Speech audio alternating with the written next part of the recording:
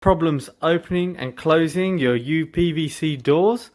Well, today we're gonna look at how you can actually fix this very simply. Welcome to Dimtips, the channel that repairs, arrives and restores, making your life easier. So let's get into it. We've got this UPVC door. It's not actually closing. We've got issues. We've got a gap. It's very tight. It's actually a very simple thing to do, and we're just going to have a look at the hinge and what we need to do to make some adjustments. So the door that I'm working on has 3 hinges.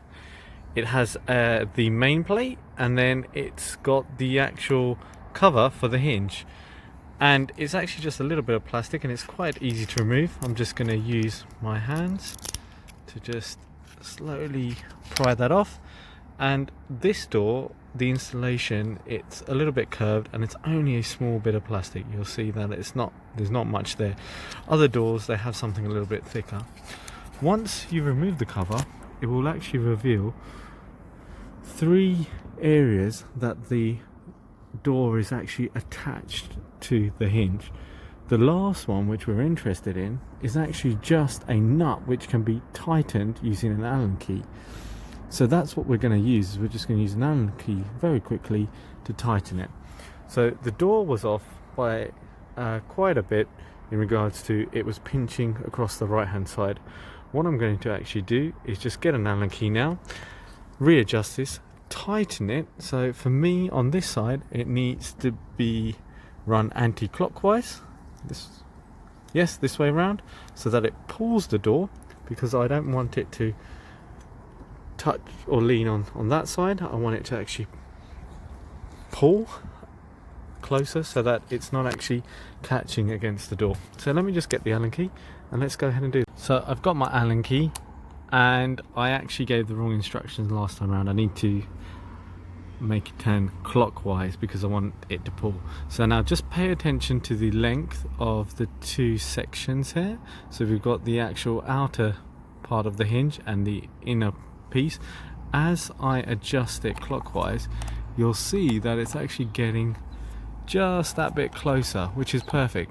Now what we don't want to do is we don't want to do all of the top section and not look at or readjust, any of the other hinges that I've got. I've got 3 here, so I'm gonna have to make sure that I'm doing them at the same time, otherwise we're gonna put too much strain on each of the actual hinges. So doing the same thing, and I'll just go ahead and do the bottom one, and we should be good to just actually test how far this door's actually gone. Well, the good news is I didn't need to do anything with the last hinge, so I'm actually able to close the door without it catching, so I'm actually very happy with that. You would have seen that actually there's been no real marks or any various problems, so that I am actually happy with. It was a nice simple step. Let's just add the cover and then we can complete this. To add the covers, just bear in mind to actually place them back the way that you actually open them. For these particular covers, you will see that actually one side is covering or is smaller than the other. So we want the side that's actually got a larger cover area to actually be on the outside, because you want it to actually cover the main piece of the bolt.